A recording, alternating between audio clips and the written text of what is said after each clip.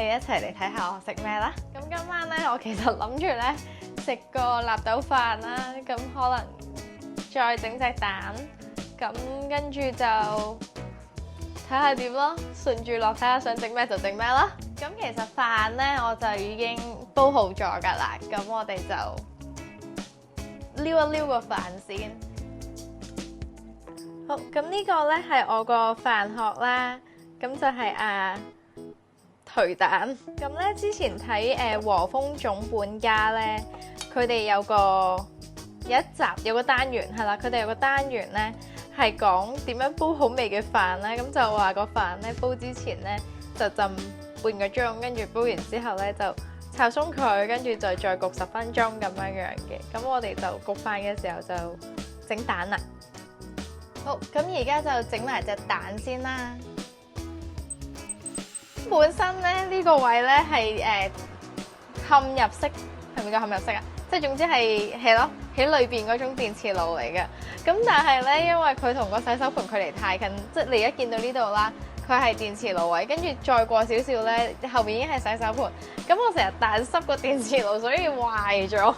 咁而家就買咗呢個 Panasonic 嘅雙頭翻嚟用啦。咁佢係可以拎走，佢仲有塊板可以煮大，係咯，即係有塊板。咁嗰個其實我覺得好好用，同埋佢個發熱線咧咁樣嗰種嚟嘅。咁變相咧個加熱嗰個速度都好快咯。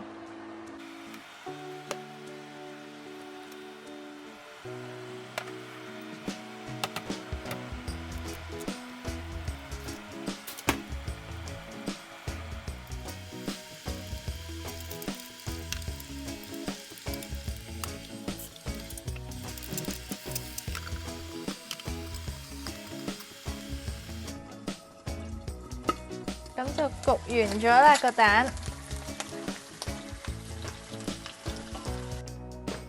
好，咁個蛋咧就整完咗啦。咁就嚟畢飯啦。話說咧，我喺 Costco 咧買咗呢啲碗，我勁中意佢勁多顏色咯。咁我哋而家就畢飯。咁咧，我就要攞納豆同埋葱花啦。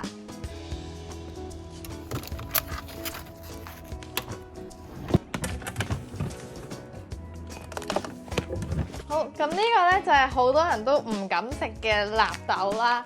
咁其實咧，我真係食咗好多年，所以我對佢又真係冇咩抗拒嘅。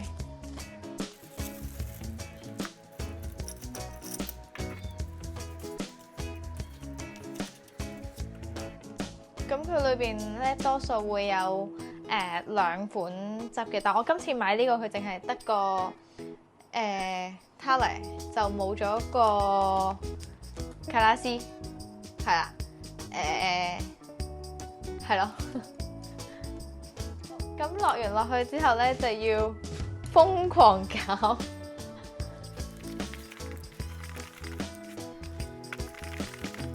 咁咧，因為香港買納豆咧，我多數都係Eon或者一田嘅。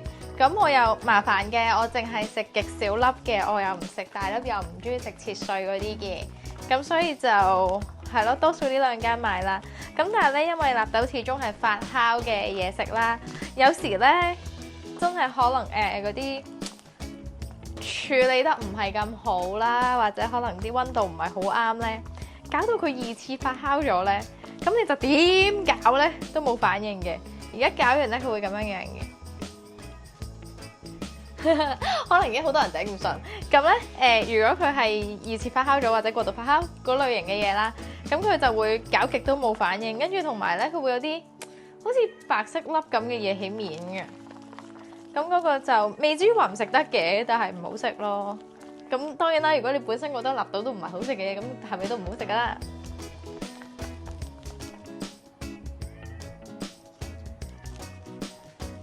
嗱，搞納豆我好認真嘅。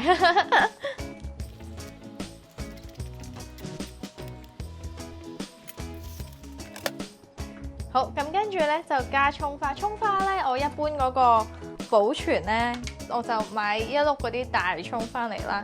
咁跟住就切咗咁樣之後咧，就會擺落個 freezer 度，咁佢就會 keep 到，即係你當然要用啲密實盒啦，你唔好就咁 hea 喺度啦。咁佢就會 keep 到咯。咁同埋咧，我唔介意咯，都係屋企人教嘅呢個。咁耐都係，咁我就都係習慣咗。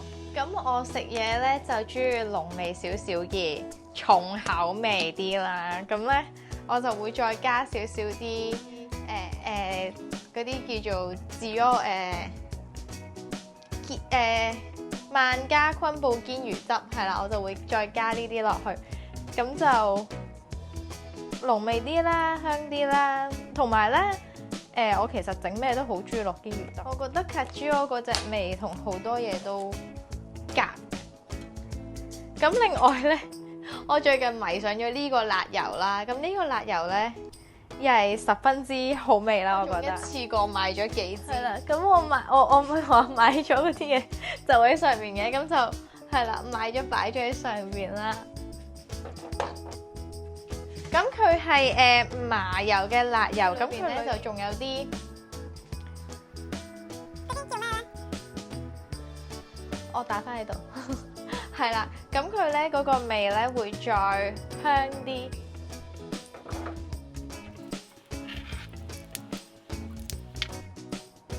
好，咁就睇下個飯先啦，可以。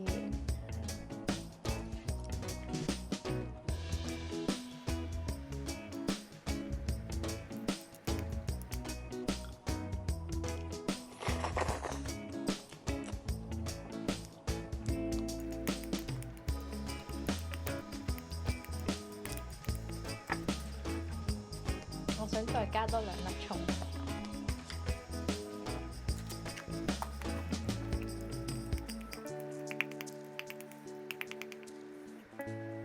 啊，納豆飯咧頭先未搞咗一次嘅，咁我撈落飯度我都中意攪勻。咁有啲人就咁鋪面食嘅，咁冇所謂嘅。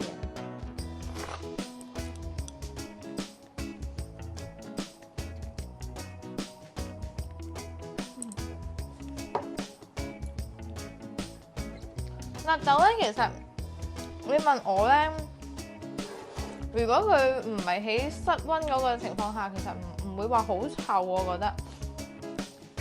咁主要都係室溫咗佢會臭咯。如果正常凍嘅，其實我又覺得唔係真係好大陣味，我覺得 OK 嘅。係啦，我又落啦，咁我擺一隻蛋落去啦，而家。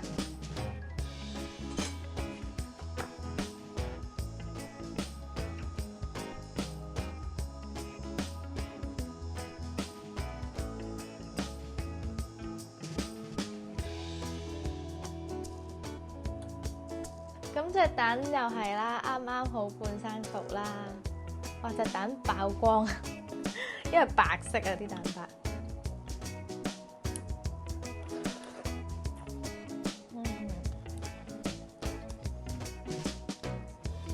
咁我其實咧夜晚成日咁樣就一餐㗎啦。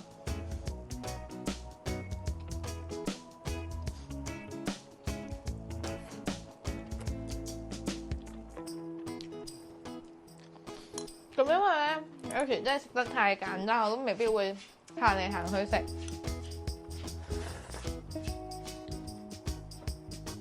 同埋其實納豆好健康嘅，我覺得如果可以忍受到啦，你哋嘅咁可以食咯。咁我本身就中意，咁就冇辦法啦。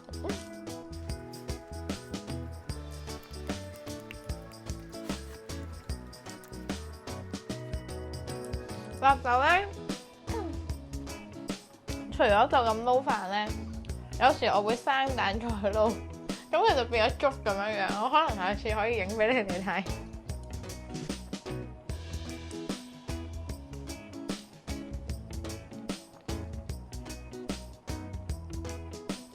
有時咧，你哋可能睇日本劇或者可能啲日本節目咧，見人食納豆飯隻手喺度係咁搞係咁搞咧。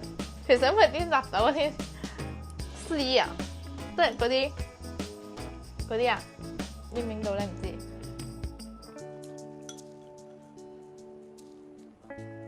哦，呢個影到啊！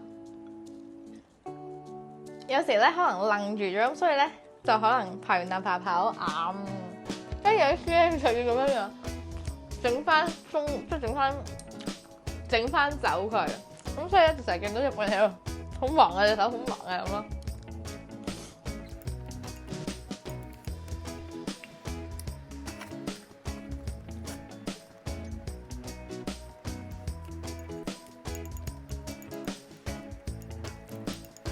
有時咧，我啲 friend 啊、同事啊都會好奇，其實我喺屋企食咩，會真係好似日本人咁樣，即係一個零食啊，即係有個湯、有個餸、有個白飯嗰款一 set 啦，定係食啲咩？其實我真係好 hea。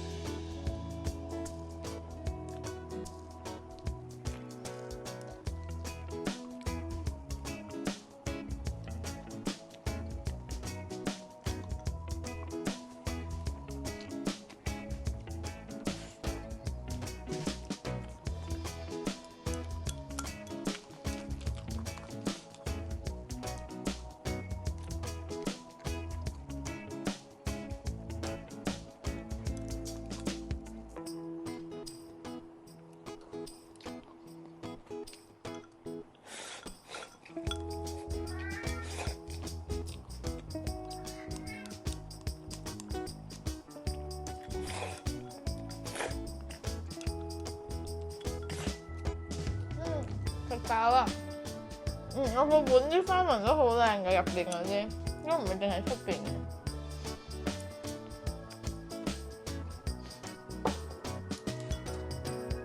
吞埋先再講嘢。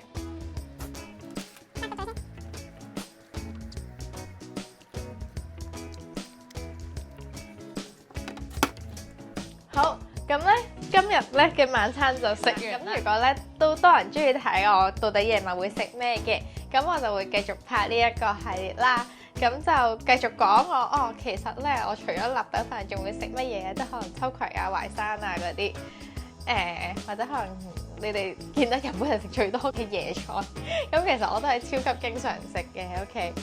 咁我呢啲就遲啲再講啦，拜拜。